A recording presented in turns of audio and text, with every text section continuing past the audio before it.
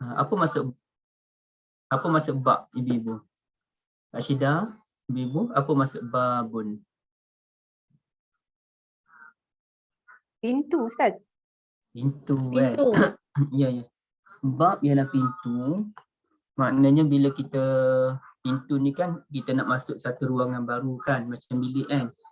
So contohnya sebelum ni kita dah ada satu bab, kita masuk bab yang baru, maknanya kita masuk pintu yang baru. Bila kita masuk pintu yang baru, maknanya kita masuk bilik yang baru, dia harap kita ada semangat yang barulah. Pintu yang lama kita dah masuk, kita dah teroka bilik tu, kita tengok mana katilnya, mana raknya, mana tempat pakaiannya, kalau ada bilik air di mana bilik airnya, kita dah tengok semua. Selesai, kita pun tutup pintu tu, kita masuk pintu yang lain pula.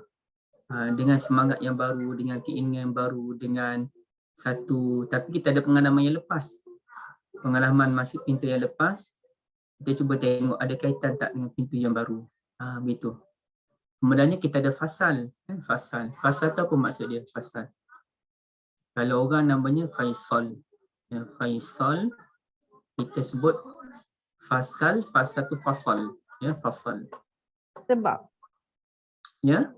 Sebab. Kan macam mana jadi fasal sebab ni? Pasal. Buat pasal. Okey, siapa yang tahu fasal apa dia?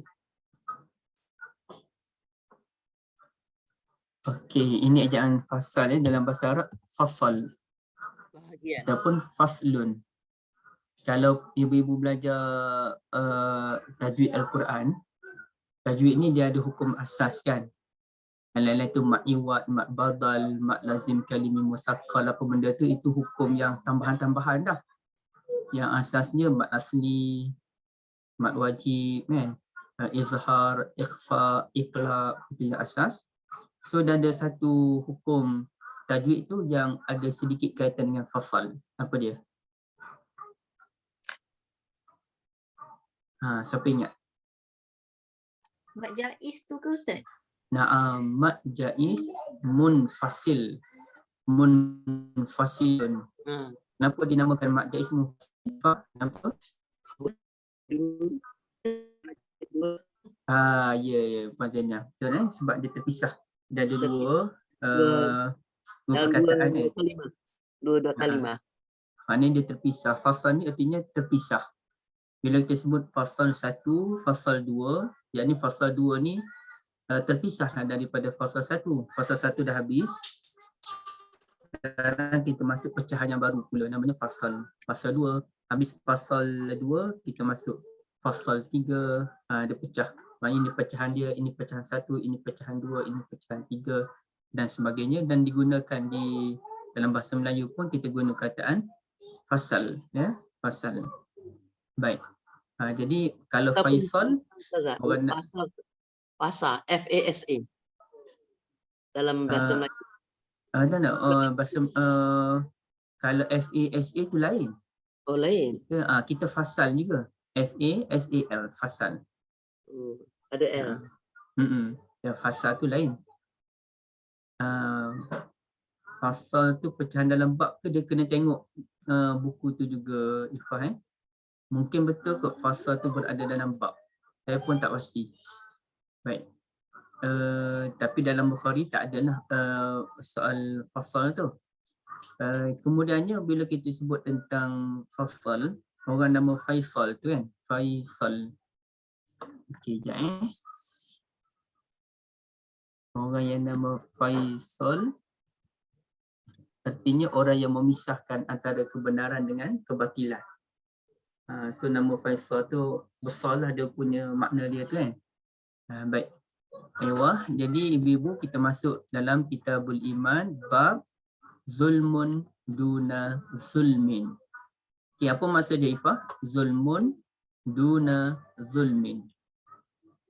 Kezaliman bawah kezaliman.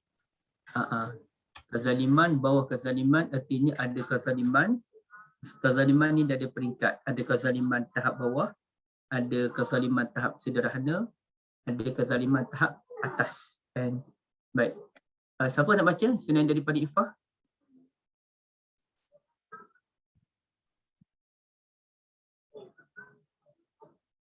Okey, siapa nak cuba baca?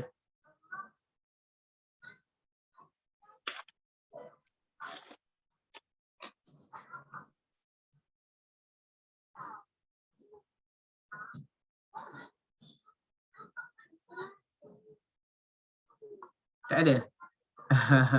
Kak Ana nak baca Ustaz. Kak Ana, bagus Kak Ana. Silakan Kak Ana. Ustaz yang 32 tu nak sebut apa? Tak payahlah Kak Ana. Tak Sebut payah. 32 je. Mula Kalau dari bahasa- mana Ustaz? Kalau bahasa Arab isnata wa salasun. Oh, panjangnya. Tak payahlah terus dia. Kak Ana sebut awal wa bihi qala. Wa bihi qala haddatsana Abul Walid qala Abul Walid. Abul Walid qala haddatsana Syu'batu Berhenti. Syu'bah. Syu'bah. Ha tu nak sebut macam mana Ustaz? Ha ke? Okay. Ha tu sebut tahwilul isnad. Alamak Macam Ustaz. ni? Ahlul. Tak apa Kak, saya type dulu. Saya type Kak tengok Okey, boleh. Tahwilul isnad.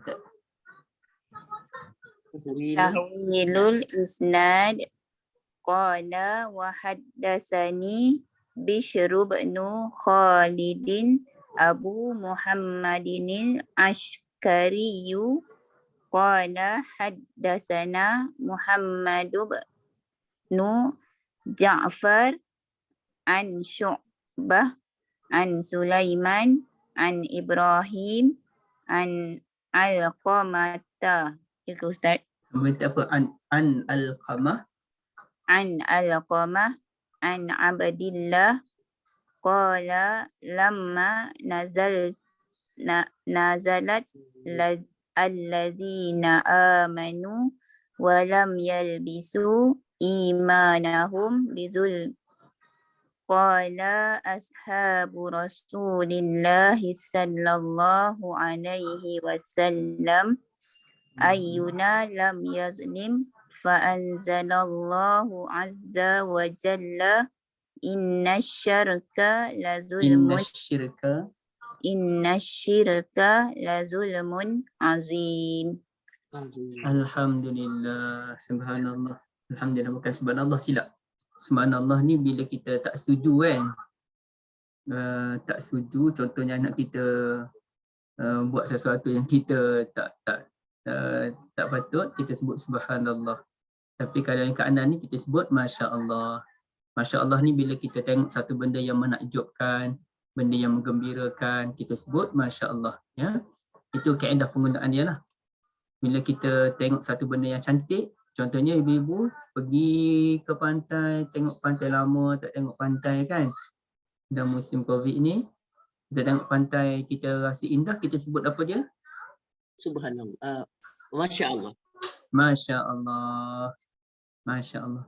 Lepas tu masa perjalanan ke pantai tu kita nampak ada orang buat kereta laju. Kita sebut apa? Astagfirullah. Subhanallah. Astagfirullah. Subhanallah. Lajunya buat kereta. Subhanallah. Ya. Ataupun tengok orang buat melakukan maksiat pun subhanallah. Ataupun ada orang memberikan pandangan yang salah, subhanallah. Tandanya kita tak setuju dengan pandangan dia, subhanallah. Tapi kalau benda yang menakjubkan, termasuklah kalau kita lihat hasil kerja kita yang memuaskan. Ataupun hasil kerja suami lah, ibu-ibu pergi balik-balik, suami buat satu benda yang wow, cantiknya rumah kan. Kita sebut Masya Allah, ya, Masya Allah. Ataupun sebagaimana dalam surah apa ya, surah Al-Qalam kot. Sepatutnya mereka mengatakan bila masuk kebun yang cantik, Masya Allah, la quwwata illa billah. Sepatutnya begitu kan. Baik. Okey. Hadis ini siapa yang riwayat hadis ni? Yang bawa hadis ni? Yang disebut haddatsana Abul Walid. Yang awal-awal ni kan, haddatsana Abul Walid. Siapa yang sebut benda ni? Imam Bukhari. Ya, Imam Bukhari. Jadi siapa guru Imam Bukhari? Abul Walid dengan Bishr bin Khalid. Abul Walid. Abul Walid. dengan laju Ifah sebut Abul Walid dengan Bishr bin Khalid, dua orang guru Bukhari. Maknanya Imam Bukhari sebut, ibu-ibu, saya dapat hadis ni daripada Abul Walid.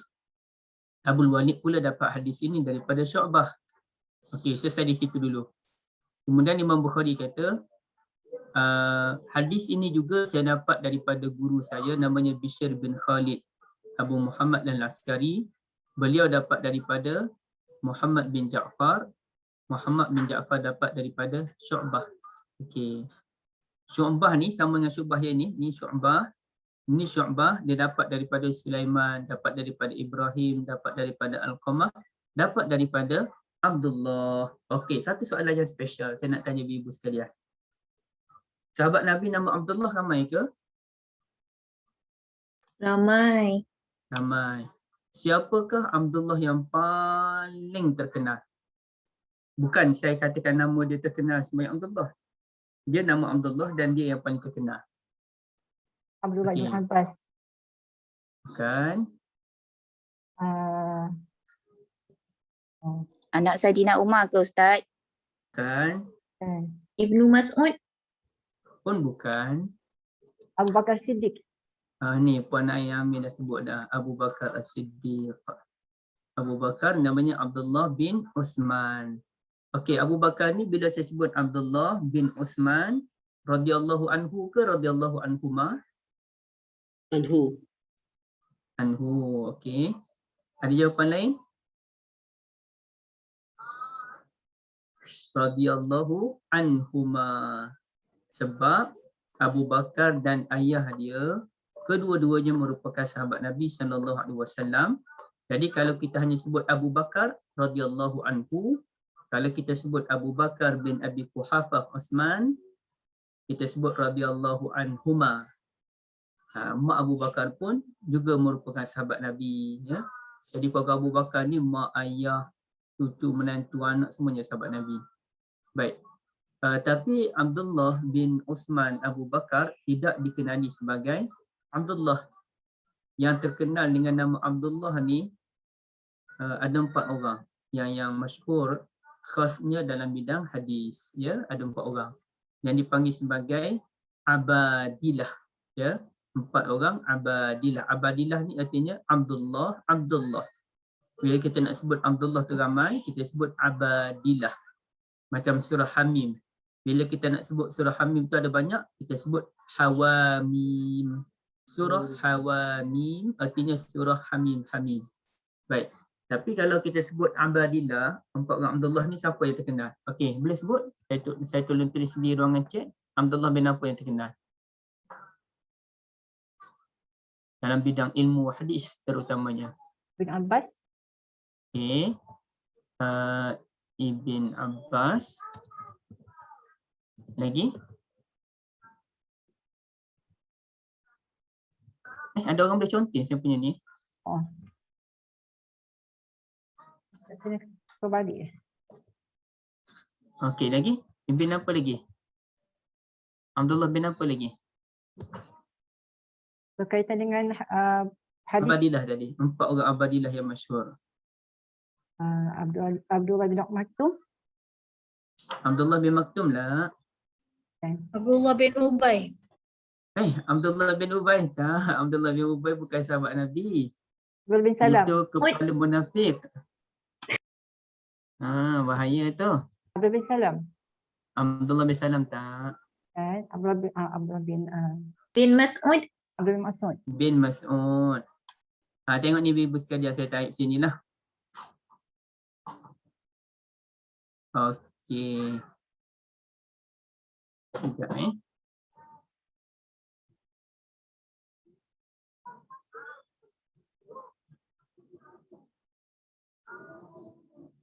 Okey, jumpa tak kat mana tu?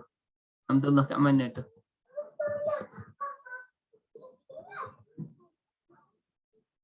Abdullah bin Umar, kecil tulisan ni. Abdullah bin Umar, Abdullah bin Abbas, Abdullah bin Zubair, Abdullah bin Amr bin Al-As. Ulang Ustaz. Kita apa? Saya letak di ruangan chat tu. So Abadillah yang 4. Ya. Okey, kita cuba tengok sini. Sajalah saya nak share macam mana kita nak cari tu je lah. Abdullah bin Abbas, nampak Abdullah bin Abbas.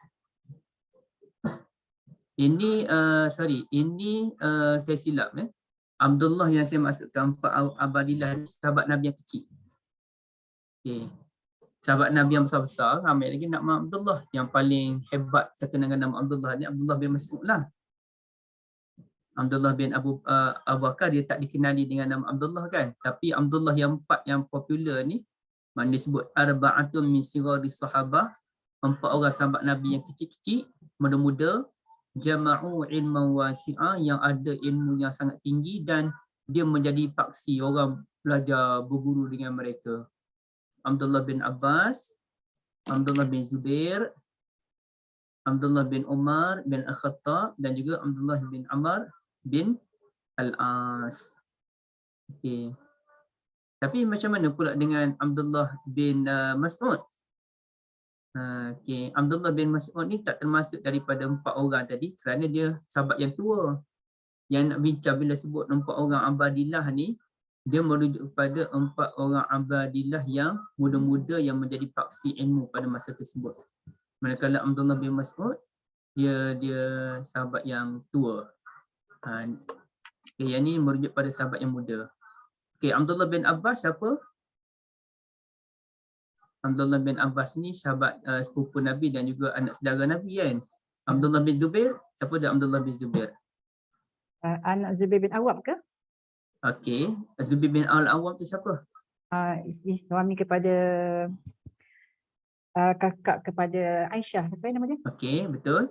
Maknanya Az-Zubair suami kepada Asma binti Abi Bakar. Artinya Abdullah ni siapa dia?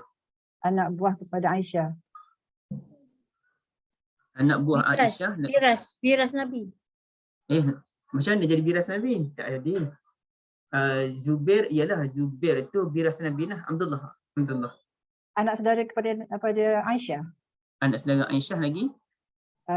Kayaknya Sebab tu Aisyah dipanggil sebagai Ummu Abdillah, ibu kepada Abdullah kerana dia rapat dengan Abdullah ni.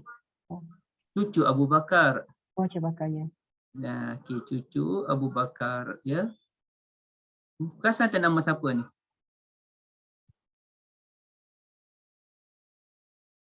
Khadijah punya. Khadijah binti Khuwailid, adik-beradik kepada Awam.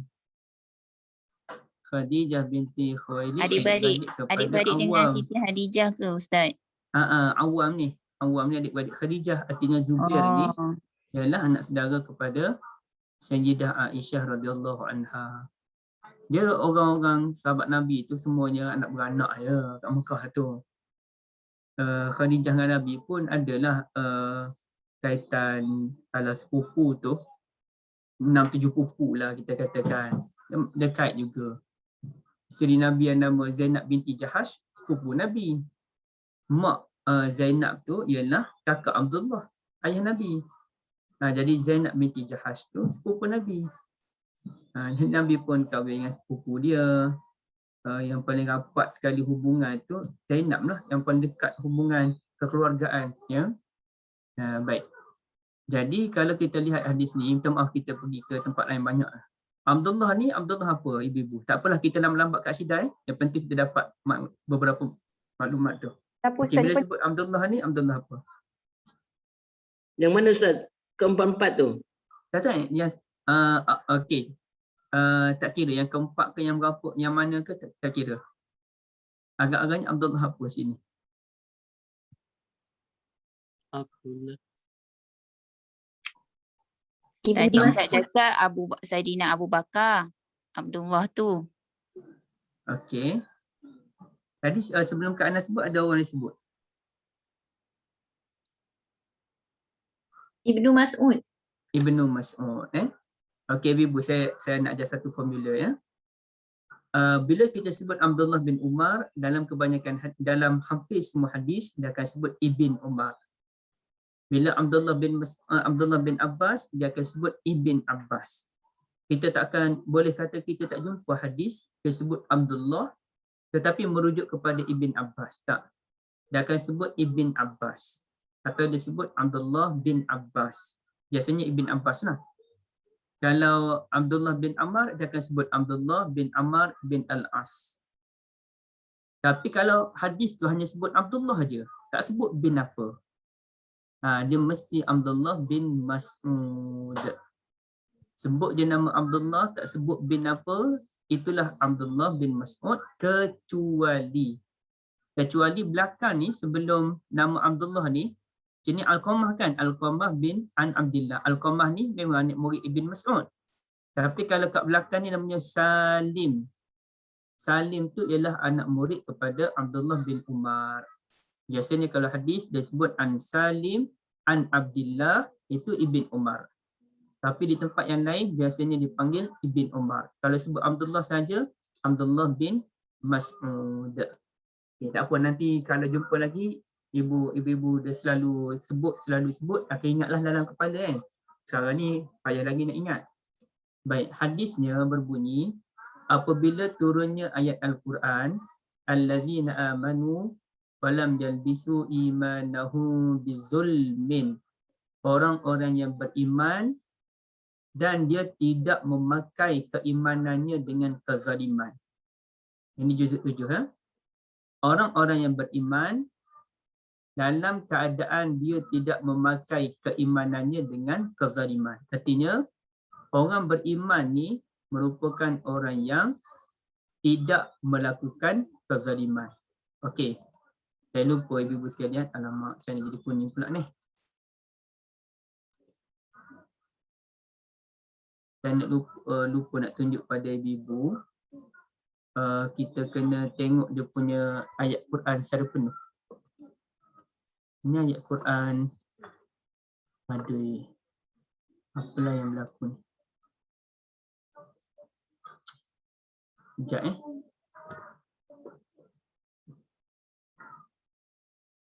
Okey. Jadi balik. Tak suka tu lah ni. Surah apa, ayat apa Ustaz? Tu saya nak cari sekejap. Surah apa ni? Surah An'am ayat 82. Okey, cuba kita tengok Suratul An'am ayat 82. Kena tahu ayat penuh dulu baru kita faham sikit nak bincang. Okay, nampak ayat dia Alladzina amanu, orang yang beriman dan tidak mencampurkan keimanan mereka dengan kezaliman. Ulaika lahumul amnu, mereka itulah orang yang aman. Wahum muhtadun, dan mereka lah orang yang mendapat petunjuk. Okey. Jadi poin dia, orang beriman ni dia tidak melakukan kezaliman. Maka sahabat Nabi pun semuanya suspend lah. Semua sahabat Nabi ni suspend, rasa takut.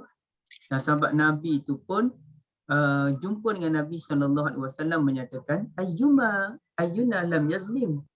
Siapa kalangan kami yang tidak melakukan kezaliman Rasulullah? Kalau ayat Quran sebut, orang beriman ni orang yang tak melakukan kezaliman. Persoalannya siapa kalangan kita ni orang beriman? Kerana kita semua melakukan kezaliman. Betul tak? Kezaliman ni artinya buat benda yang tak patut. Kita semua mesti ada buat benda yang tak patut. Sebagai contoh, kadang-kadang kita pilih kasih antara anak, itu pun benda yang tak patut. Kadang-kadang kita ada mengata orang, itu pun benda yang tak patut. So, siapa kalangan kami yang tak pernah melakukan kezaliman kalau begitu? Sahabat Nabi terasa bimbang dengan ayat 82 suratul An'am tadi. Maka Nabi SAW pun bagi tahu pada sahabat, fa'anzalallahu azza wa jal, Allah turunkan ayat kemudiannya dalam surah apa ni ibu? Inna syirka la zulmun azim, surah Luqman. Sesungguhnya syirik benar-benar merupakan kezaliman yang amat besar. Jadi ayat Quran ini mentafsirkan ayat Quran dalam surah Al-An'am bahawa orang beriman tidak mencampur adukkan keimanan mereka dengan kezaliman. Kezaliman yang dimaksudkan dalam ayat 82 Al-An'am ialah syirik. Bukannya semua bentuk kezaliman, tak. Ya, tetapi syirik. Jadi orang beriman tidak mencampurkan keimanan mereka dengan syirik. Jadi adakah orang beriman ini melakukan maksiat? Ya, orang beriman juga ada melakukan maksiat. Adakah orang beriman juga, adakah orang yang melakukan kezaliman tu boleh dianggap orang beriman? Ya, orang yang melakukan kezaliman pun boleh dianggap sebagai orang yang beriman. Satu je orang yang tak boleh dianggap sebagai orang beriman, iaitu orang yang syirik kepada Allah Azza wa Jalla. Itu je yang tak boleh. Yang lain semuanya melakukan, yang lain tidak mustahil orang beriman melakukan kezaliman. Okay, baik. Boleh faham? Maaf Ustaz, surah Luqman tadi ayat berapa? Surah Luqman tu ayat berapa ya? Kena cek balik lah, ada tak kat sini? Ayat 13. Ayat 13. Okay, thank you. Terima kasih. Okey, ada sebarang tambahan? Siapa-siapa yang nak berkongsi ataupun nak tanya soalan, silakan.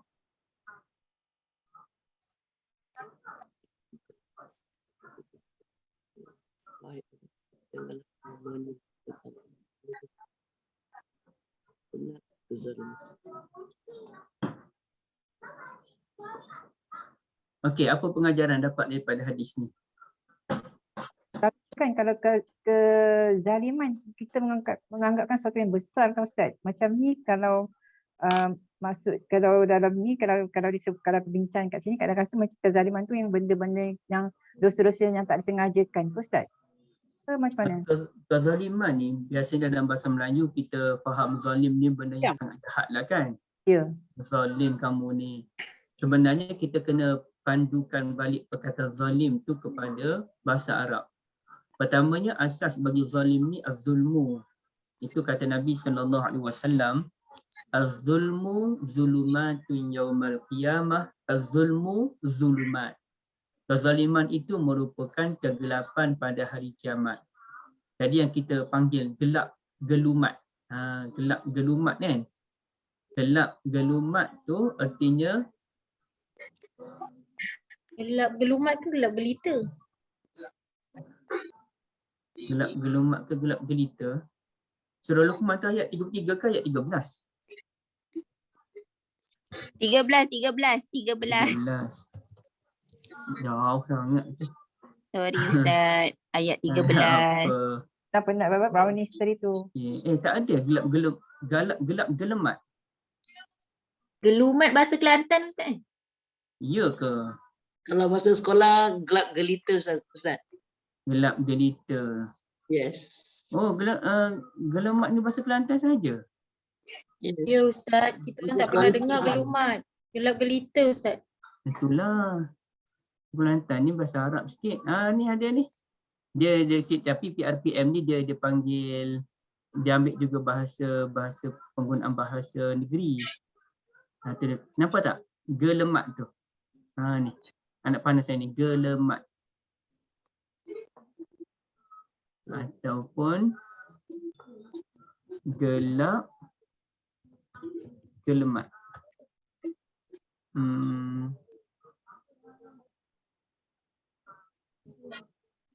Ni ditulis gelap gelemat. Nampak tak Gelap gelemat. Tapi mungkinlah gelap gelemat tu bahasa Kelantan Saya pun tak tahu. Orang faham pun cakap gelap gelemat tu Ustaz. Orang faham pun? Gelap Gelap pun tak butuh. Masya Allah. Okey, gelemat tu asal daripada zulumat lah. Zulumat. Tapi kemudiannya jadi bahasa kita ni gelemat. Dia punya perubahan bahasa kan. Okey, gelap, gelemat, zulumat.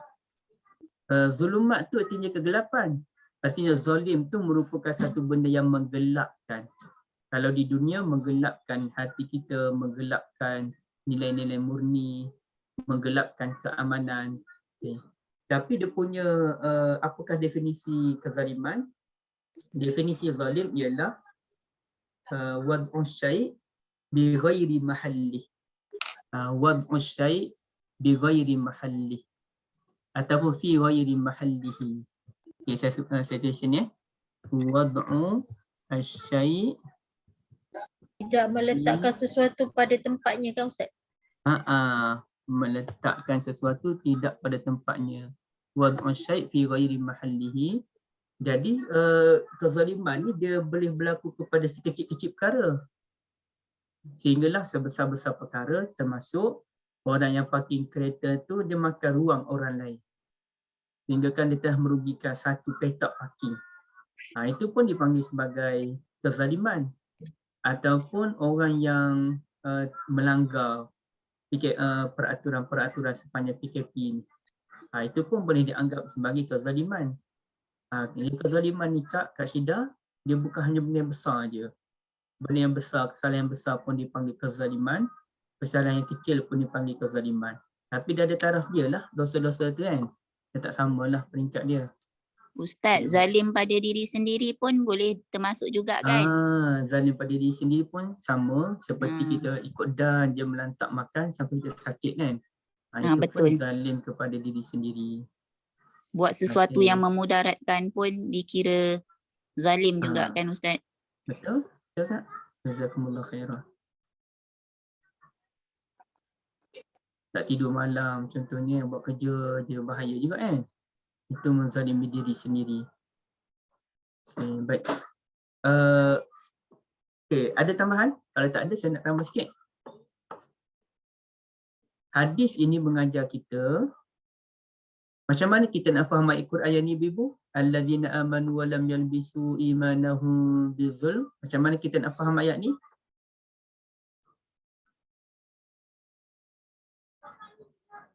Okey. Macam mana Ibu? Macam mana kita boleh memahami ayat ini? Tengok ayat surah lain. Ya. Cara memahami ayat 82 suratul An'am tidak lain dan tidak bukan ialah dengan melihat ayat lain. Maka dalam kaedah tafsirnya dipanggil tafsir ayat dengan ayat. Yes, tafsir ayat Quran dengan ayat Quran yang lain. Jadi sebenarnya tafsir ayat dengan ayat ini dianggap sebagai tafsir yang paling relevan. Tetapi ia bukan senang. Ya, ia bukan senang. Baik. Yang seterusnya, kalau kita lihat ayat ini disebut inna syirka la tu lagi-lagi ataupun benar-benar. Azim, bila ada ya kat bawah tu, azimun. Sebenarnya azamah ni besar kan. Bila perkataan azamah tu ditukar kepada azim, artinya amat besar. Jadi ayat ini berbunyi sesungguhnya syirik benar-benar kezaliman yang amat besar. Jadi dia ada 3 huruf penegas. Satu inna. Inna sungguh. Sungguh tu ayat penegas. Asyirka kezaliman. La benar-benar. 2 ayat penegas. Zulmun kezaliman. Azim. Yang ketiga amat besar. Jadi 3 benda yang menunjukkan bahawasanya syirik merupakan benda yang besar, dia punya kezaliman dia, sangat jahat kan. Okey, satu persoalan yang timbul ibu-ibu sekalian. Cuba kita lihat ayat ini. Okey, nampak Alladzina amanu, orang yang beriman, walam yalbisu imanahum bizulmin, mereka tidak mencampur adukkan keimanan mereka dengan sifat zalim, yakni syirik. Artinya orang beriman ni mungkin melakukan maksiat ke ibu-ibu? Mungkin. Mungkin kita dah sebut Mungkin tak orang beriman itu mencuri? Mungkin. Ada je Ustaz. Boleh ada, jadi. Mungkin tak orang beriman tu dia ganggu anak dara orang lain? Oi, ramai Mungkin. Ustaz. Okey, ramai. Bukan mungkin lagi kan, ramai. Mungkin tak orang beriman tu dia songlap duit syarikat? Mungkin. Boleh Mungkin. jadi. Potential. Sekarang ni ibu dah sebut Ramai kat tu. mungkin, ramai, potential, macam-macam dah sebut tu. Tapi persoalan dia, okey, kita dah faham dah zulmin ni artinya syirik. Boleh jadi orang beriman tu melakukan kesalahan dan dosa. Tapi Allah Ta'ala menyatakan ulaika lahumul amnu, mereka tadilah orang beriman yang melakukan maksiat tadi, mereka lah untuk mereka keamanan. Lahumu tu artinya untuk mereka keamanan, wahum muhtadun, dan mereka dalam keadaan mereka orang yang mendapat petunjuk. Okey, saya ulang balik Ulaika, merekalah, lahumul amnu, untuk mereka keamanan, wahum muhtadun, dalam keadaan mereka merupakan orang yang mendapat petunjuk. Tadi ibu dah kata dah, orang beriman ni mungkin buat maksiat itulah, mungkin buat maksiat inilah, mungkin solat bersyarikat, mungkin riba, mungkin zina, mungkin judi dan sebagainya. Tapi macam mana pula Allah menyatakan yang orang beriman mungkin macam-macam tadi, Allah sebut ada dua benda. Mereka orang yang aman, mereka orang mendapat petunjuk. Macam mana ibu?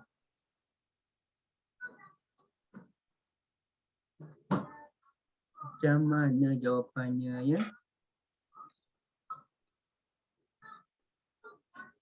Mereka diberi hidayah tu Ustaz. Macam mana mereka diberi hidayah sedangkan mereka melakukan maksiat? Sebab ada iman dia tu. Sebab dia tak campur dengan syirik. Nanti dia patah balik kepada kebaikan. Nanti dia patah balik kepada kebaikan. Dalam hati dia ada sebesar biji sawi iman. Okey. Ada sebesar biji sawi keimanan. Pondok Aini kata sebab mereka bertaubat. Kalau tak bertaubat macam mana? Sekarang ni ibu clear tak soalan dia? Mereka melakukan keimanan, mereka melakukan kezaliman. Tapi bagi mereka keamanan. Bagi mereka keamanan. Dan mereka mendapat petunjuk. Kan mereka yang dia orang buat yang lain tu kezaliman yang kecil. Kezaliman Diorang tak pada rasa diri bersalah sendiri. pun. Yang syirik tu kezaliman pada Allah. Kita kesyirik kezaliman pada Allah, tapi tak mustahil orang beriman melakukan kezaliman yang besar, termasuk kezaliman kepada orang lain. Dia hanya tak melakukan kezaliman pada Allah saja. Okey, sebab Dia contoh tak macam rasa ni. bersalah. Mungkin dia dah buat zalim tapi dia tak rasa bersalah kot Ustaz. Itu bukan jawapan dia Kak Ana. Allah. Okey, cuba complicated. saya ulang balik. Kita buat satu contoh je. Orang beriman tu dia ialah pemimpin yang tidak adil, yang membudayakan rasuah. Apa-apa pun dia fikir apa keuntungan diri dia.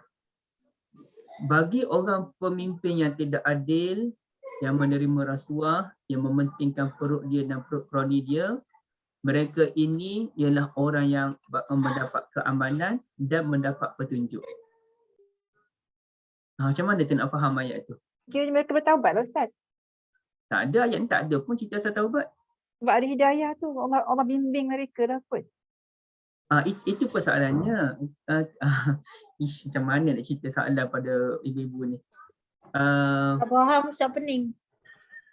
Ustaz mudahkanlah soalan tu. Dah habis mudah dah ni. Mungkin orang tu ayat Allah tak pandang dah kot. Dia biarkan dia. Ataupun dia dalam kategori menzalimi diri dia sendiri. Tak, termasuk orang lain ni. Termasuk orang lain. Maksudnya cakap tadi tu mungkin dia Allah tak pandang dah dia kot. Tapi ada perkataan hidayah tu petunjuk tu. Tak ada kaitan Allah tak pandang. Okey, ibu cakap soalan balik. Kenapa Allah kata orang yang beriman yang melakukan maksiat itu ialah orang yang mendapat keamanan dan mendapat petunjuk? Orang tu buat Dengan maksiat yang dia lakukan, dia akan mendapat petunjuk. Dari petunjuk tu baru dia akan rasa keamanan. Betul Ustaz? Jauhnya pusing. Ustaz, Kak Ana rasa mungkin Allah dah bagi dia hidayah. Kan? Allah dah bagi dia petunjuk. Tapi dia buat juga.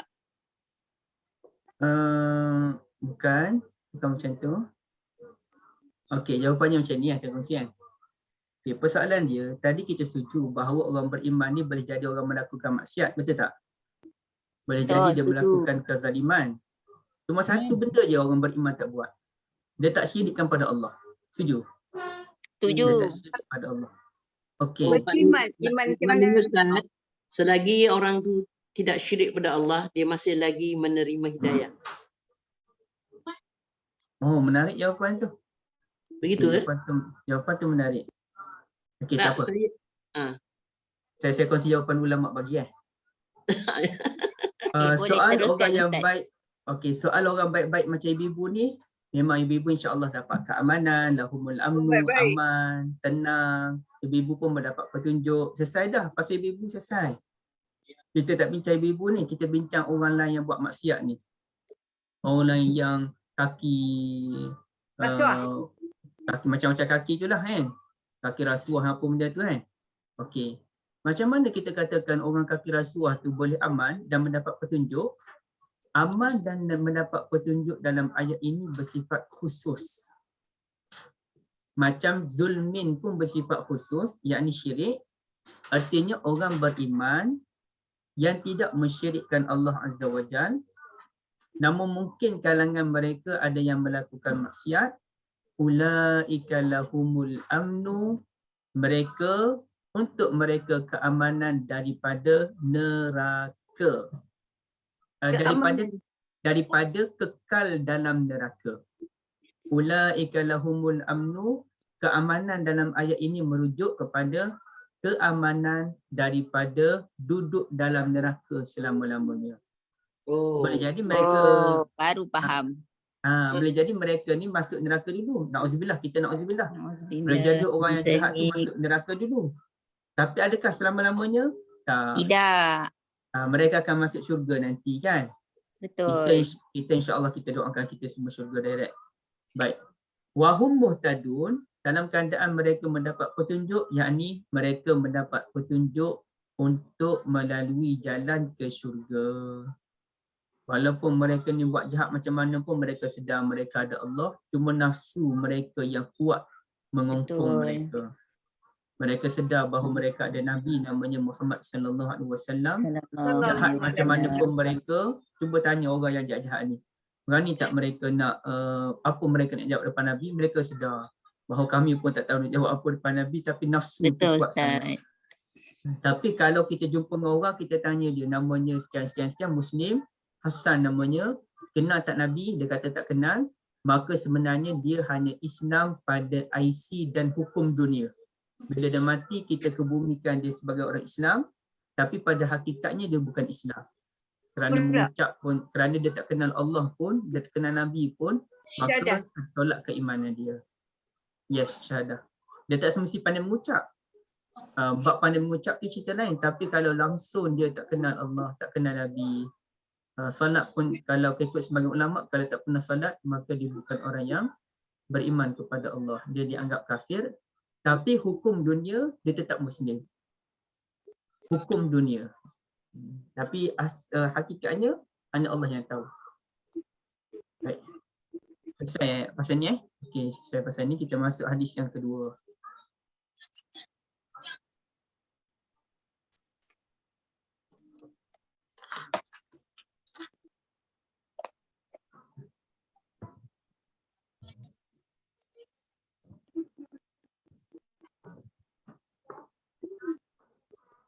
Okey, bab alamatul munafiq. Tanda-tanda orang munafik. Okey, siapa nak baca?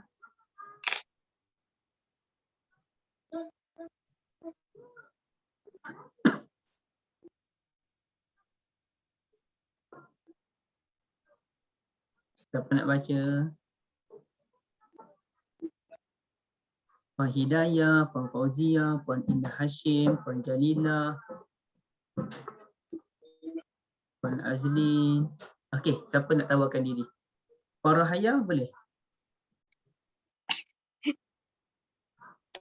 Apa tak ada? Ya?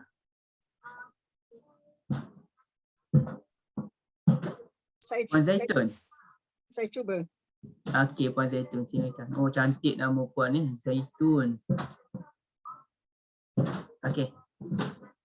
Bab alamatil munafiq ya. Haddatsana Sulaiman Abu. Okey, puan. Puan baca mula macam ni. Wa bihi qala. Wa bihi qala. Haddatsana Sulaiman Abu Rabi' qala haddatsana Ismail bin Ja'far qala haddatsana Nafi' bin Malik bin Abi Amir Abu Suhailin an abihi an Abi Hurairah anin Nabi sallallahu alaihi wasallam qala Sallallahu alaihi wasallam. Okey, teruskan. ayatul munafiqi salasun Okey. iza haddasa kadzaba Hmm. wa iza wa'ada akhlafa Hmm. wa iza tumina khana. Okey. Oh, best lah cara Puan Zaitun baca dengan sebutan Ain dia slang Arab ni. Ustazah tu. Ustazah tu. Ustazah, Ustazah. Masya-Allah, minta maaf Ustazah. Alah, tak ada.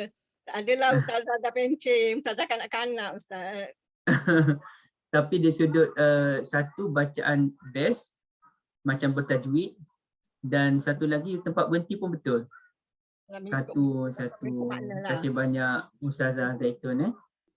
Baik, siapa yang boleh tolong terjemahkan dia punya hadis dia ni daripada Nabi sallallahu alaihi wasallam, ayatul munafiqi salasun. Okey, Ifah silakan. Orang munafik itu. Okey, teruskan.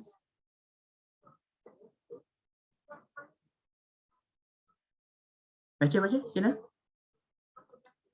Tak dengar suara Ifah. Tadi Puan Anis yang baca. Oh, Puan Anis. Silakan. Puan Anis.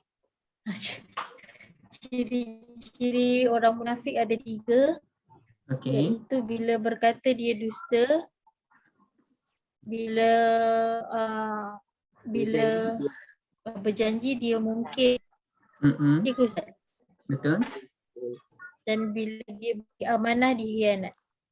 Dia amanah sangat. Okey, terima kasih. Khana. Habis tu macam mana nama orang nama Khan? Khan ni? Salman Khan, Amir Khan. Apa lagi nama Khan lagi? Banyak kan nama Khan Hindustan tu. Adakah Khan ni artinya khianat? Ya? Tak clear, tak dengar.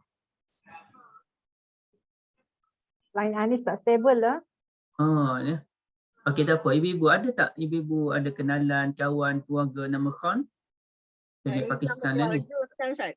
Ada Han. Nama keluarga tu rasanya tu. Nama keluarga. Ya? Khana, Arisha Khana. Nama siapa? Nama anak? Tak, nama kawan. Khana. Nama Yang perempuan Khana. Yang lelaki Khan. Sama je sebenarnya, dia cuma letak baris je kan. Kalau Khan tu pun baca ada baris Khana juga. Cuma orang perempuan dia suka ambil baris atas. Contohnya kalau orang lelaki nama Suhail, orang perempuan dia pun ambil lah Suhaila, tak pernah ambil Suhaili. Kalau orang lelaki nama apa lagi adalah nama-nama tertentu tu orang perempuan dia suka letak baris kat belakang. Baik, Khan atau Khana sama je. Okey, Khan dalam bahasa Arab artinya khianat. Orang yang khianat dipanggil khain. Khain pengkhianat lelaki, khainah pengkhianat perempuan. Tapi yang nama Khan tu yang kawan-kawan kita nama Khan apa tu, itu bukan dalam bahasa Arab. Itu dalam bahasa Parsi kot, yang bermaksud orang-orang besar lah Khan ni. Orang-orang besar. Saya kena cek balik apa maksud Khan ni, saya pun lupa dah. Tapi dia merujuk kepada gelaran-gelaran tertentu macam Syah. Syah, sebenarnya Syah Alam. Syah ni dalam bahasa Arab jadi kambing. Jadi Syah Alam kambing. Takkan saya duduk alam kambing pula maju ke main lagi kat Syah Alam ni. Jadi Syah ialah raja. Bila sebut Alam, Syah Alam tempat diraja. Saya ni duduk tempat diraja lah, cuma tak lawan Kelang je. Kelang bandar diraja Baik. Jadi dia kena tengok penggunaan bahasa mengikut tempat masing-masing ya. Jadi tanda munafik ada 3. Okey, sekarang ni ada beberapa persoalan ibu-ibu sekalian. Satu, perkataan munafik ini berasal daripada 3 huruf. Okey, apa huruf tu yang membentuk perkataan munafik? Min faqat. Nun, Faqat. faqah. Ya, nafaqah.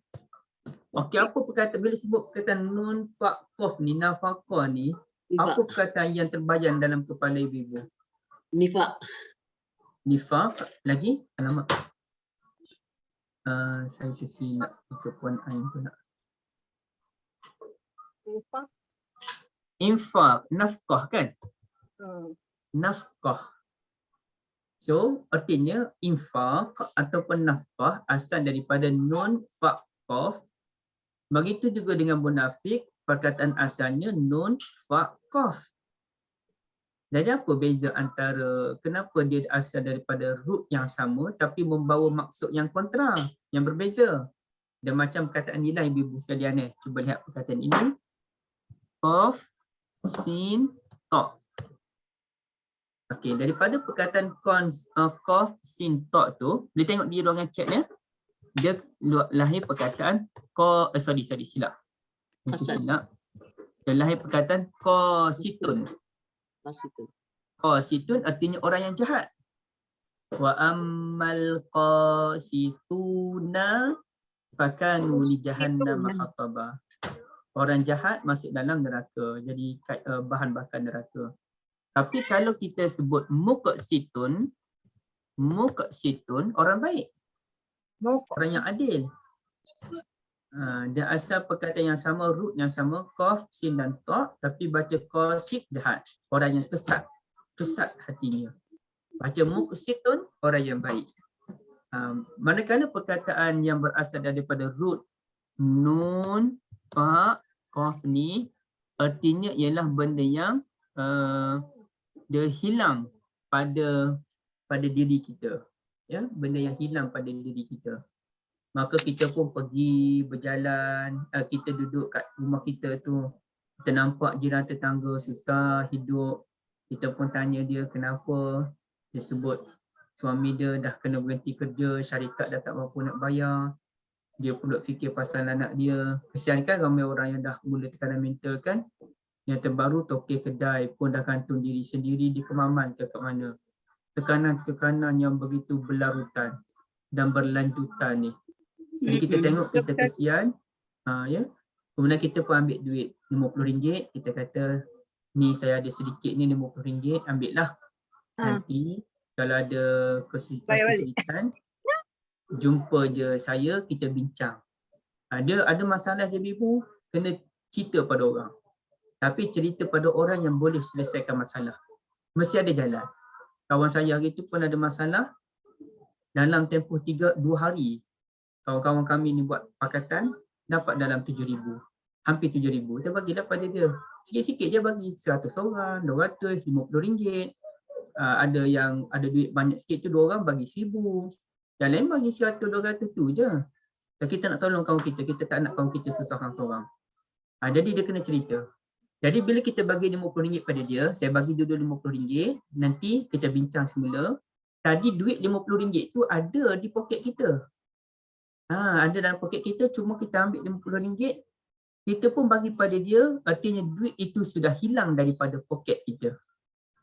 Bila duit itu sudah hilang daripada poket kita, pergi ke poket orang lain, dan daripada poket orang lain tadi, dia akan menunggu di syurga nanti, di hari akhirat nanti, untuk jadi bahan menyelamatkan kita daripada neraka, maka ia pun dipanggil infak, artinya benda yang hilang.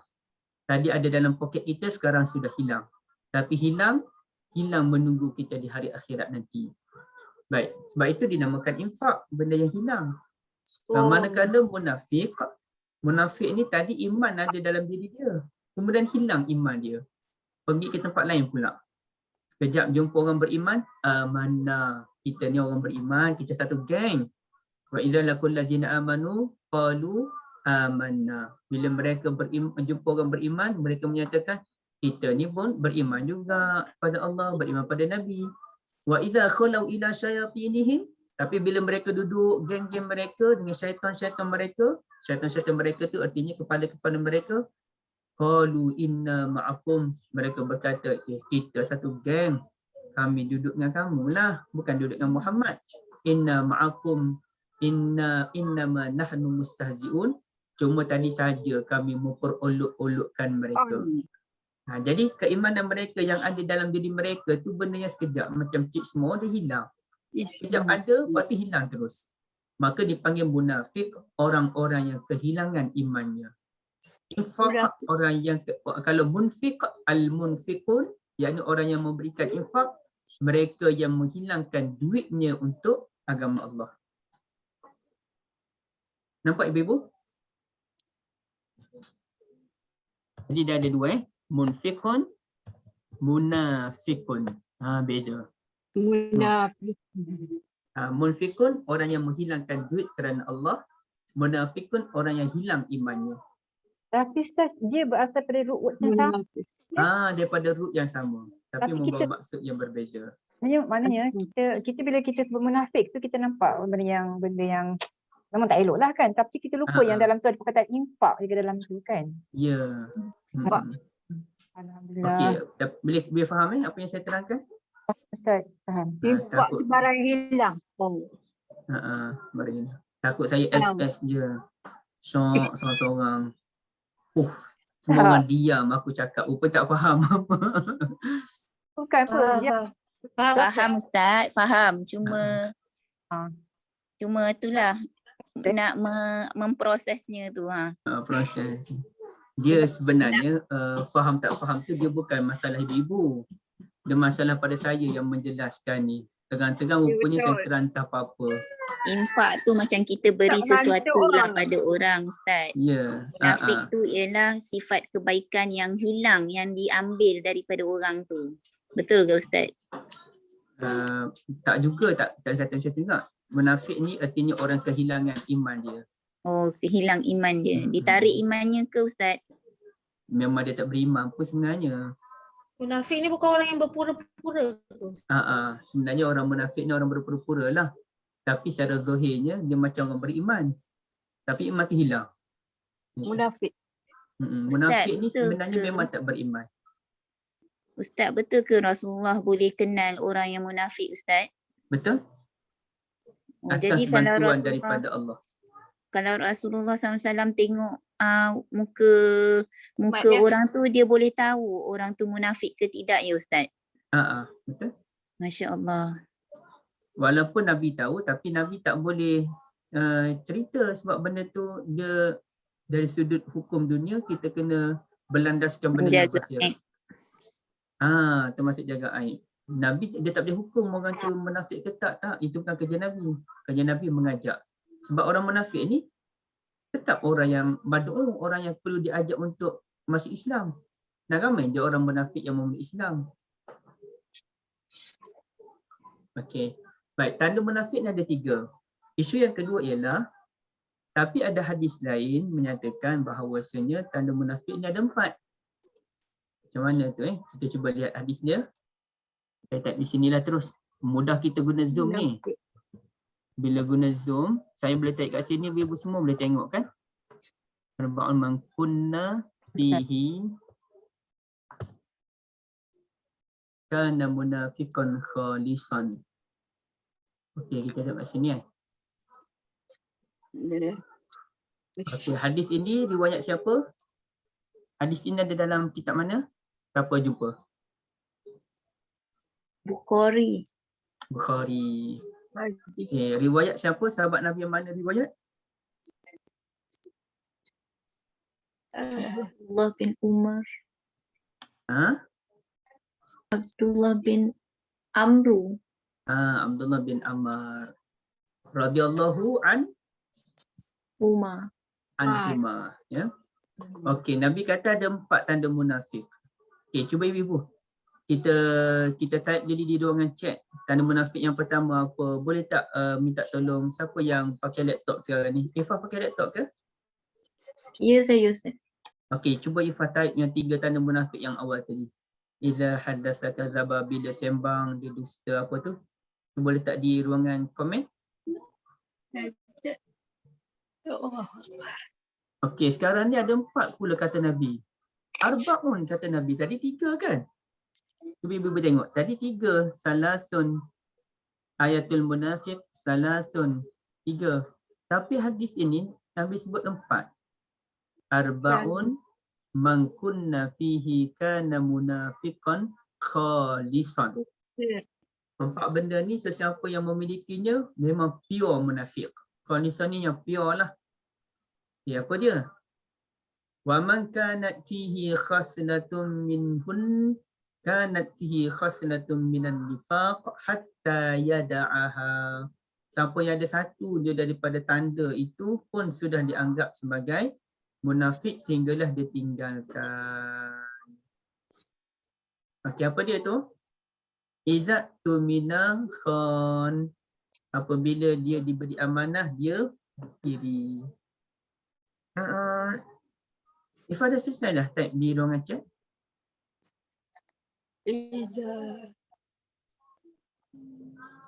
Khosama Okey, fajara tu. Okey dah cukup 3 tu kan. Bila bercakap dia dusta, bila janji dia mungkiri, khianat amanah. Okey, selesai dulu. Okey, jangan kacau lagi di ruangan chat ni, Ibu. Biar dulu ruangan chat tu jangan sesiapa yang tulis lagi. Sebab kita nak susun. Okey, izat tu minal khan, bila dia diberi amanah dia khianat. Ada tak yang tanda kita sebelum ni? Ada. Dah ada kan? Wa iza hadatsa kadzaba, ada tak? Ada. Ada. Wa iza ahada ghadara, ada tak? Ada. Apabila dia janji, dia Kiri. mungkiri. Okey, dah ada dah. Wa iza khasama fajara, ada tak? Tak ada. Khasama fajara artinya bila dia bermusuh dengan seseorang, dia buat jahat sungguh. Macam mana? Contohnya dia berlawak, dia bergaduh dengan jiran dia. Kata orang, kalau bergaduh jangan sampai menyakiti. Dia bergaduh dia sampai sakiti. Dia fitnah jiran dia. Dia pukul anak jiran dia. Kita nak bergaduh je lah. Ini bahasa geram ulama kan. Nak bergaduh je lah. Tapi jangan sampai pukul orang. Jangan sampai kita memburukkan orang. Jangan sampai kita menganiaya keluarga dia. Kita bergaduh kita dengan dia je. Kita geram dengan dia, kita tak suka dia, cukup. Tapi jangan sampai naik tangan. Jangan sampai kita guna mulut. Jangan sampai kita buat benda yang boleh menyusahkan hidup dia. Cukup kita bergaduh dengan dia macam tu je. Kita tak setuju dengan dia, kita tak nak layan dia, cukup. Itu ulama kata kalau nak bergaduh. Tapi nak bergaduh ke? Tak nak lah kan. Kalau nak bergaduh, jangan sampai buat jahat. Tapi munafik ni, wa idza khasama fajara, bila dia bermusuh dengan seseorang, dia buat jahat sungguh dengan orang tu. Jadi ini kan ada setengah orang macam tu kan, dia tak puas hati orang, dia buat jahat sungguh orang tu, termasuk kalau di tanah Melayu ni, apa benda yang paling jahat orang tu buat? Sihir. Sihir, ya, sihir. Tak puas hati, sihir. Pantau. Termasuklah tememu ni kan. Itu yang Ustaz Zahiruddin duduk perjuangkan kan. Tak puas hati je sihir. Tak puas hati je sihir. Ini orang kata apa, tidak jantan. Nak lawan fizikal lah kan. Puas hati sikit ni sihir. Mengecut lah. Sangat jahat. Sangat jahat. Dan sukar untuk memasuki syurga Allah kerana sihir bermakna kita bertuhankan syaitan. Hatinya akan jadi gelap. Na'udzubillah. Jadi persoalannya Ibu, maknanya tanda munafik ada 4 lah. Ada satu tambahan lagi. Cuba Ifah tulis Ifah satu lagi yang keempat. Bila bergaduh, dia buat jahat dengan orang.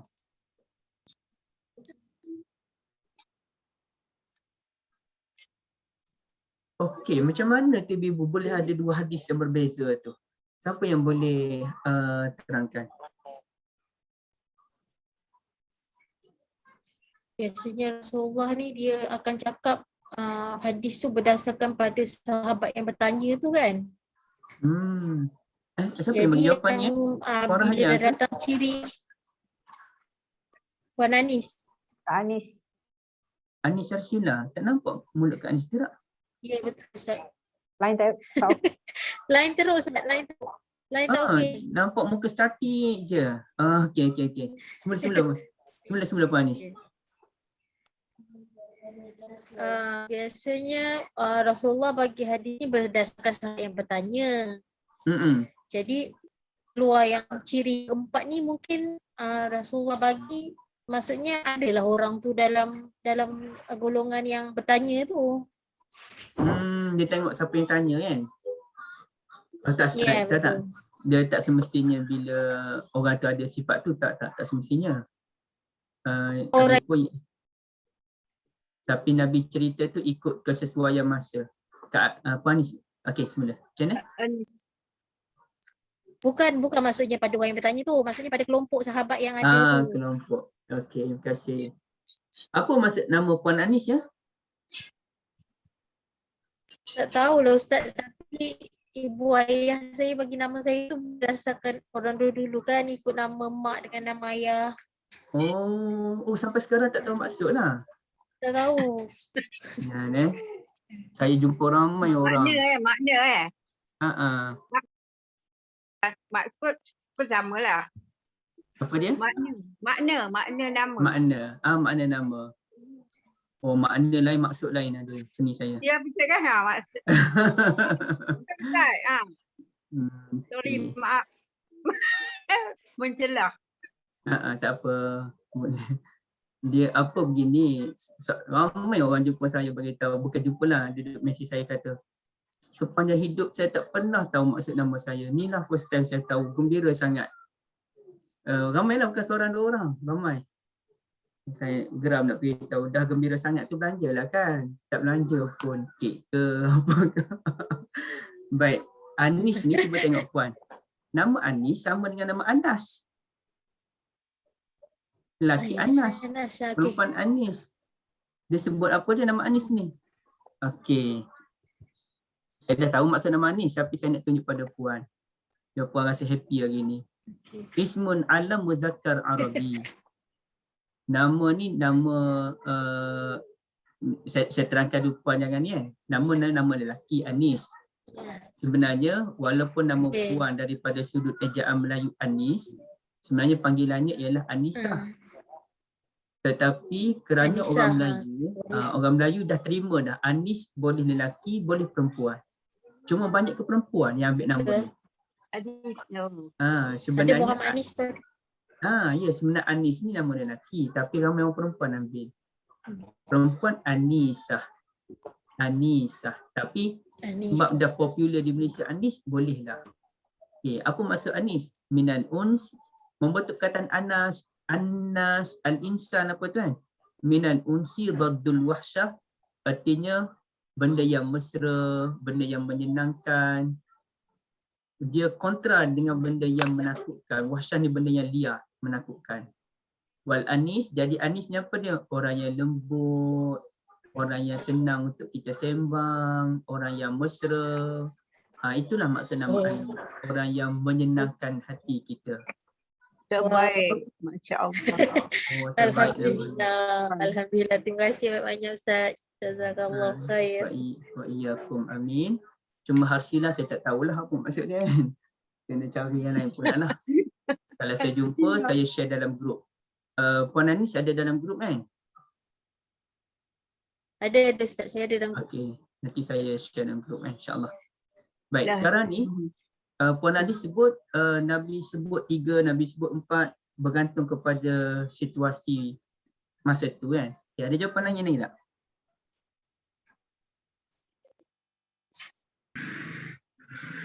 Okey, saya ada satu jawapan yang baru saya jumpa yang menarik. Jawapan Puan Anis tu sama dengan jawapan yang saya temui, selama ni saya fikir jawapannya ialah bila Nabi sebut 3, tak menafikan adanya 4, tak menafikan adanya 5. Cuma hari tu Nabi nak share ada 3. Hari yang lain Nabi nak kongsi ada 4. Tapi kalau kita tengok dalam Quran ada lagi. Contohnya kata Allah, wa idza qamu ila salah qamu kusala. Orang munafik ni bila bangun nak salat, mereka bangun dalam keadaan malas-malas. Itu ciri yang kelima. Ciri yang keenam, yura'unan nas, dah bangun malas-malas, mereka salat dalam keadaan mahu menunjuk-nunjuk. Itu yang keenam. Wala yazkurunallaha illa qalila, dan ada ciri yang ketujuh, mereka tidak ingat kepada Allah melainkan sedikit. Jadi itu pun salah satu jawapan. Bila Allah sebut 3, tak menafikan 4, tak menafikan 5, tak menafikan 6. Bahkan lebih banyak lagi tanda munafik yang lain. Tapi ada jawapan lain yang lebih menarik saya temui. Kita ni, keimanan kita ni terbahagi kepada berapa bahagian, ibu-ibu? Maknanya bila sebut iman ni, apa definisi iman? Dia ada 3 kategori kan? Apa dia? Ingkaran. Sini. 3 Ustaz. 3 kan? Apa dia?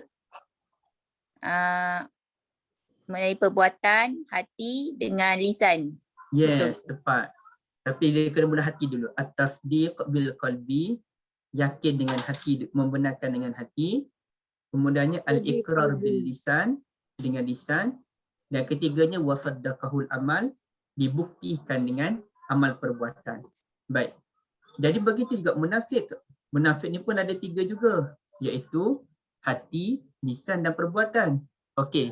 Kalau hati tu maknanya yang asasnya yang kata 3 tadi. Okey, kalau hati apa dia Ibu?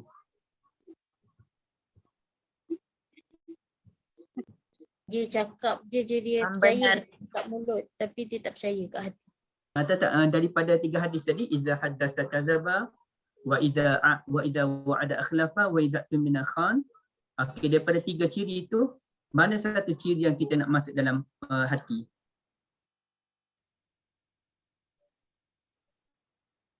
Kalau lisan, apa dia lisan? Cakap berdusta. Okey, bila cakap berdusta lisan. Kalau perbuatan? Berjanji, mungkin. Perbuatan khianat. Satu lagi hati apa dia? Berjanji mungkin. Janji mungkin. Mungkin dia janji. Sebab mungkin janji ni dia bermula dengan hati lagi. Kata ulama artinya orang yang masuk dalam kategori wa iza wa'ada akhlafa tu dari awal lagi dia bila orang janji dia, okey nanti tolong masukkan saya bagi duit cash RM 7,000, nanti 7,000 ni tolong bayar kepada pihak yang buat projeknya kita tu. Okay, kita bagi tahu dia, suruh dia masukkan duit. Kita kerja syarikat lah. Kita bagi tahu dia RM7 ni, tolong masukkan ke dalam sahabat kita yang buat projek sekali. Dia pun kata, okey. Okey tu sebenarnya dalam hati dia dah kata dah, aku tak nak masukkan pun. Dan sekali 7,000 dia ambil semua. Lepas tu bila tanya dia kata tak ada lah, dia dah masukkan dah. Oh dia dah tipu dah. Dari awal lagi dia dah ada perasaan berdusta, itulah orang munafik. Ya, dari awal lagi dia janji tapi dalam hati dia dah memang tak nak pun.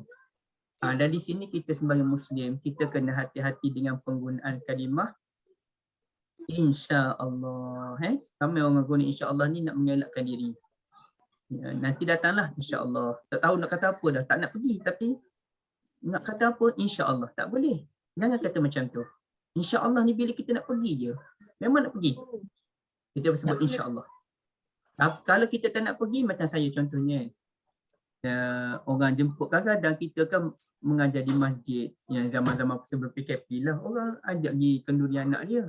Ya Allah, macam mana kita ni kan Sabtu Ahad kita pun ada program keluarga. Lagipun orang ajak ni pun bukanlah orang yang ada hubungan rapat dengan kita pun. Dah tak wajib pun kita pergi. Majlis kahwin yang wajib pergi ni ialah majlis kahwin orang terdekat, keluarga terdekat ataupun yang duduk kawasan terdekat. Orang taman terdekat. Yang mana kita tak susah pun nak pergi. Tapi kalau orang Kedah ajak kita, tak wajib mau pergi kalau kita duduk di Selangor ni. Sebab dia jauh. Yang penting orang terdekat kena pergi dan telah di booking awal-awal. Bukannya sehari 2 hari nak kahwin baru bagi tahu sedangkan kita dah ada projek lain dah. Jadi kalau kita memang lapang, kita tak ada apa-apa urusan, orang ajak wajib kita pergi. Tapi sekarang ni orang yang tak siapa-siapa kan. Kita tahulah dia pernah dengan kuliah kita. Dia ajak kita pergi. Kita pun macam mana berat hati nak pergi sebab kita pun ada urusan yang lain kan. Kita dah tak wajib dah. Cuma kita nak tolak. Biasanya saya akan sebut direct, Tuan Haji, kalau saya lapang, saya pergi. Tapi saya tak janji. Tak boleh. Jangan guna kata insya-Allah. Kalau saya betul-betul nak pergi, saya akan sebut insya-Allah. Tapi kalau saya rasa macam tak boleh pergi kerana kita ada urusan lain, saya akan sebut, Tuan Haji, kalau saya lapang, saya ada ruang, saya pergi. Kalau tak, saya minta maaf. Tapi banyak kawan kata insya-Allah. Jangan sebut insya-Allah kalau tak nak pergi. Dia macam ni. Kadang-kadang nak pergi baru sebut insya-Allah. 50-50. Nak pergi dan tak pergi, kita kata insya-Allah. Banyak kan cakap macam tu. Antara nak pergi dan tak pergilah kan. Biasanya kita nak mengelak biasanya insya-Allah tu kan. Ni tak boleh. Biasanya orang jadi tak percaya insya-Allah ni bila dia nak pergi sungguh, dia akan cakap aku datang. Tapi bila dia cakap insya-Allah tu memang peratus tak datang tu lebih tinggi. Sebabnya kita dah guna benda tu pada jalan yang tak betul. Menyebabkan kepercayaan orang kepada istilah yang mulia ni berkurangan. Kadar kepercayaan tu. Sepatutnya bila sebut insya-Allah, kita rasa berbunga-bunga. Mesti dia nak datang ni. Yang sepatutnya begitu, tapi kita dah terbalik kan. InsyaAllah tu menjadi kalimah yang meragukan. Habis berdosa Ustaz. Dia panggil apa, bagi orang yang memang dia sebut dia insya-Allah ikut dan tu tak berdosa. Tapi kena hati-hati. Kena hati-hati. Macam orang Arab lah, sikit-sikit wallahi, wallahi. Wallahi, wallahi tak. Itu memang bahasa dia. Dia bukan nak bersumpah betul pun. Itu memang jadi bahasa dia. Saya dulu tak faham juga bahasa-bahasa orang Arab ni. Kita pergi kedai kan. First time di Mekah 2004. Kita budak lagi. Halal, halal. Halal. Saya ambil banyak-banyak coklat kat kedai tu. Saya bagi pada makcik-makcik satu jemaah saya ni kan. Saya antara paling muda lah masa tu pergi. Nak bagi coklat-coklat orang makcik tu. Dia kata halal, halal. Saya ambil. Lepas tu saya fikir balik. Apa maksud halal bagi orang Arab ni sebenarnya? Oh, saya salah faham. Halal tu artinya nak try tu halal lah. Tapi bukan ambil bagi pada orang. Tak boleh lah kan. Di situ satu kesilapan saya lah. Saya kena cover balik dengan sedekah ni atas nama dia balik lah. Kita tak tahu. Betul saya tak tahu benda tu. Tapi tidaklah saya ambil terlalu banyak. Saya bagi adalah 3-4 orang kan. Okey, baik. Seterusnya ibu-ibu sekalian. Sekejap kita tengok apa kata Al-Imam Nawawi rahimahullah. Okey, saya tunjuk di sini. Senang sikit ibu-ibu tengok. Walaupun dalam bahasa Arab tak apalah, saya terangkan Okey ni, Imam Nawawi sebut ni. Okey, itu Imam Nawawi sebut. Sorry. Sebelum tu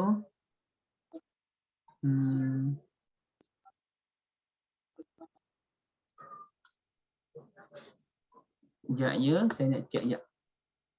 Saya dah sibuk.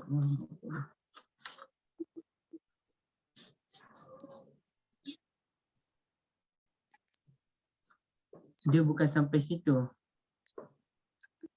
Qala Nawawi ni kita pergi sampai sini.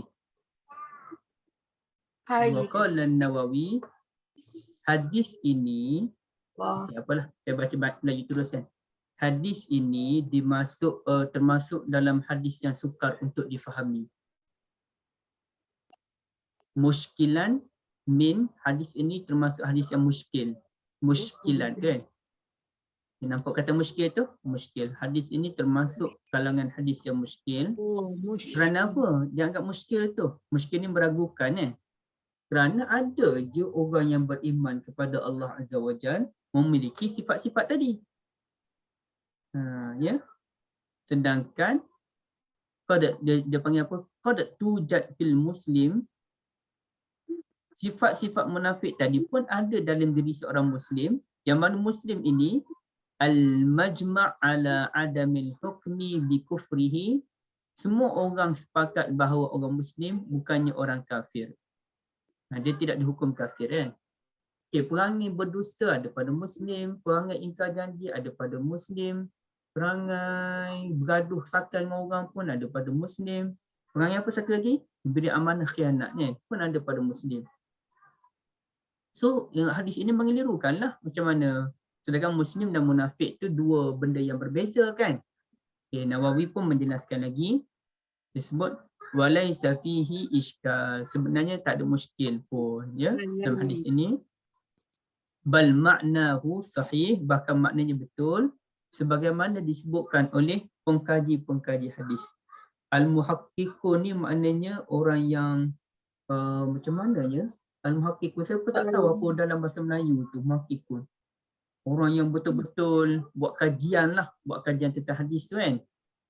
Maksudnya ialah, maksud yang tanda munafik ada 3 ataupun ada 4 tu ialah perkara-perkara demikian, berdusta, mungkiri janji, khianati amanah, itu hanyalah tanda-tanda munafik. Bukanlah dia terus jadi orang munafik. Maknanya kalau kita jumpa di muslim namanya apa ya? Kat sini yang tak ada ni. Namanya Syu lah. Tak ada orang nama Syu kat sini kan. Namanya Syu, ni kan pada syuhada ke apa ikutlah. Okey, namanya Syu. Shu ni dia ada perangai dia. Dia suka menyalahi janji. Biasanya orang suka salah janji di Malaysia ni siapa ibu-ibu sekalian? Bukan di Malaysia, di dunia. Orang yang paling suka tidak menepati janji siapa? Siapa boleh jawab? Malaysia. Orang Melayu. Tak, bukan Malaysia je, bukan Malaysia saja, di dunia. Sebab ada Bukan. bukan Melayu ke? Sebab ada perkataan khas janji Melayu tu. Bukan itu maksud saya. Golongan khusus. Adik belajar adik. Orang yang suka memungkiri janji. Suka tabur janji, suka memungkiri janji. Benis Israel. Politik. Ahli politik. Pemimpin paling banyak tepat lagi. Ahli politik lah, banyak janji tapi memungkiri janji kan. Kes pun tak tahu sampai sekarang ni apa cerita, dah bagi masa 2 minggu dah. Oh, dah pergi politik dah. Oh, alah. Oh, alah. Tapi tak tuju pada mana parti ibu-ibu jangan sebut saya tak pernah sebut mana-mana parti. Faham. Tapi secara umumnya orang politik lah yang paling banyak tabur janji dan paling banyak mengingkari janji. Jadi itu tanda je, bukanlah dia betul-betul jadi munafik. Cuma dia ada tanda. Tapi bila ada tanda, seronok tak ada tanda macam tu? Tak seronok lah.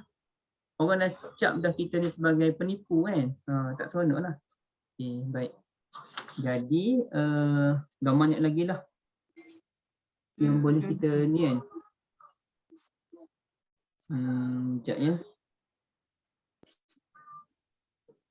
Okey, dah tak apalah ibu. Yang lain tu dia tambah-tambahan je lah. Yang lain tu. Allah Alam. Okay, kita pun dah 11.30. Saya serahkan kepada Kak Syida macam mana. Jika kita ada ciri-ciri macam tu kan, ciri-ciri orang munafik tu, sepatutnya kita perlu ada rasa bimbang kot Ustaz pada diri kita sendiri. Semula Kak. Okay, kita bincang pasal bab ciri-ciri orang-orang munafik kan, ciri-ciri orang beriman tapi ada ciri-ciri sifat orang munafik kan. Sekiranya ciri-ciri tu ada pada diri kita, kita perlu bimbang dan tindakan kita seterusnya macam mana ya Ustaz? Kena ubah. Saya pun tak tahu dah nak cerita macam mana pada Kak Syida kan. Yang penting kita kena ubahlah kesilapan diri kita, dan kalau kita jenis orang yang kalau kita ni jenis orang yang khianat amanah, kita kena elaklah daripada terima amanah. Terutamanya yang melibatkan kewangan, duit. Itu yang paling bahaya lah, yang telah banyak merosakkan orang, duit. Yang tambah kalau dia orang susah, dia memikirkan soal anak dia, soal isteri dia, dia sanggup menipu. Itu bahaya. Saya sendirilah pengalaman, ini pengalaman saya kan. Orang yang paling berjaga dalam bab tidak meminta-minta duit ni orang Cina, setakat saya jumpa lah. Mungkin ibu ada pengalaman lain. Okay, kalau orang Melayu ke orang India kita bagi, dia terima lah kan. Biasalah, ada orang susah terima, tu memang hak dia pun. Tapi kalau orang Chinese, beberapa orang saya temukan, ya Allah, payah betul. Dia satu, dia berkira sungguh duit, 10% pun dia berkira. Yang kedua, dia memang tak nak orang tolong dia. Dan pernah sekali tu saya dalam perjalanan dari Kapar, kampung Perepat namanya. Yang dua balik ke Shah Alam satu malam. Jalan kapal ni Allah saja yang tahu. Sangat teruk. Logik lah kalau kita banyak rosak kalau duduk sana tu. Sangat teruk. Baik, jadi dalam perjalanan tu saya pun depan tu ada traffic light. Sorry. Depan tu, depan ke macam mana? Bukan. Tapi ada seorang Chinese, lelaki ke perempuan, dua, tengah kutip sampah dalam tong sampah besar tu. Dia cari sampah untuk recycle. Saya pun cepat-cepat parking kereta tepi.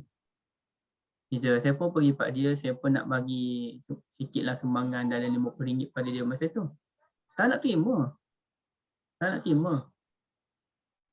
Jadi kalau pengalaman saya orang Melayu mesti dia akan ambil lah.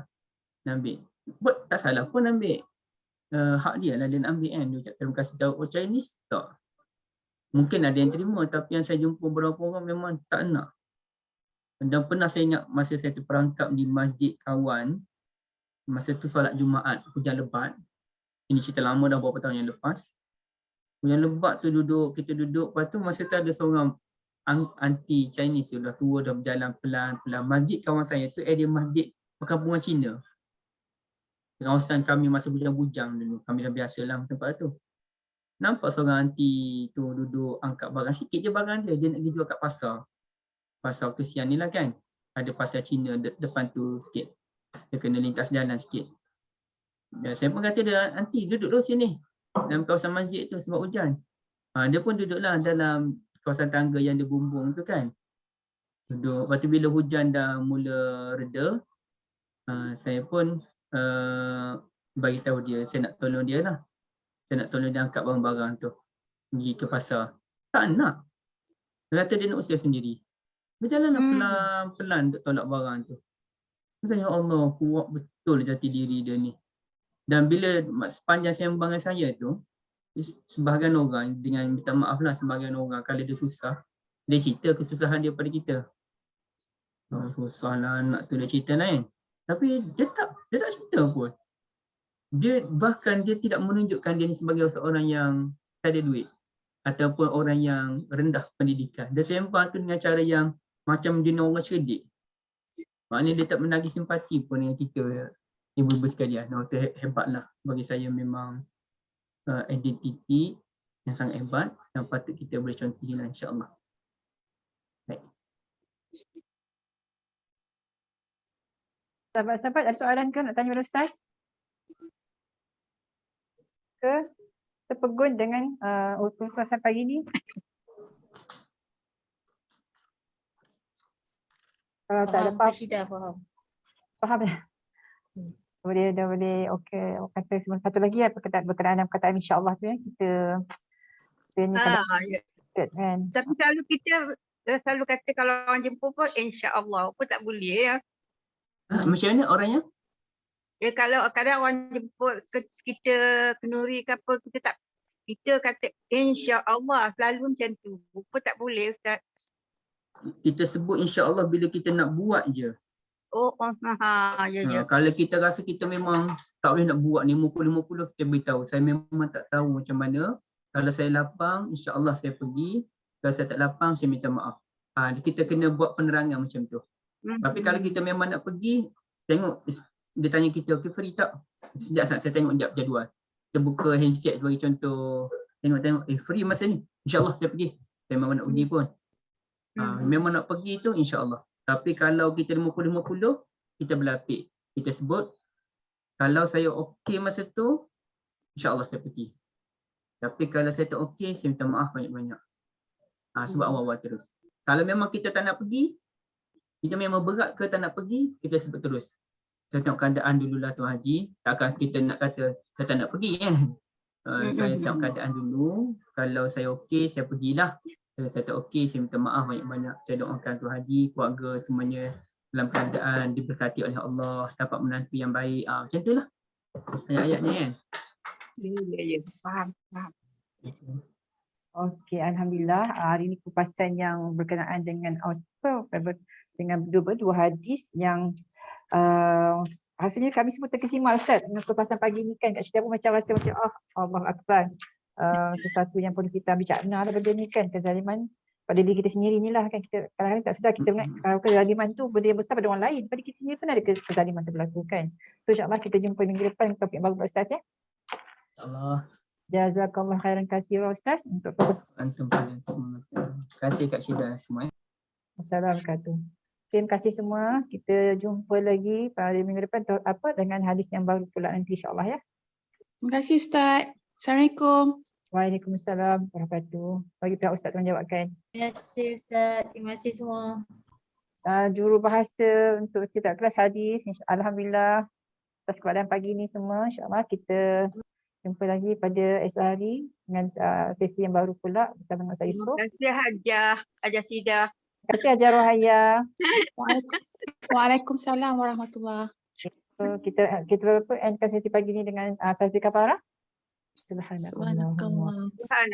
Asyhadu an la ilaha illa anta astaghfiruka wa atubu ilaik. Saya endkan sesi pagi ni dengan lafaz Assalamualaikum warahmatullahi wabarakatuh. Terima kasih Puan Nomah ya. InsyaAllah kita jumpa lagi. Assalamualaikum warahmatullahi. Amin. Kadang boleh ke ruang WhatsApp kita ya insyaAllah.